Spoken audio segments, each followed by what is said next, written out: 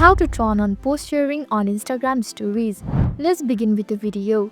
First, open the Instagram app on a device and make sure you are logged in. Next, tap on the profile icon at the bottom right corner of the screen.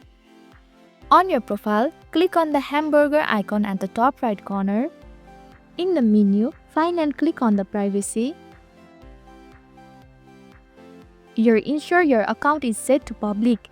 If it is set to private, toggle the switch to make it public, as only public account can share post and reels to story. Furthermore, go back and scroll down to how others can interact with this section. Here you will find the sharing and reuse option. Select it. Moreover, toggle the switch next to post and reels to stories. This will enable sharing of post and reels to your stories. That's it. You have successfully turned on post sharing on Instagram stories.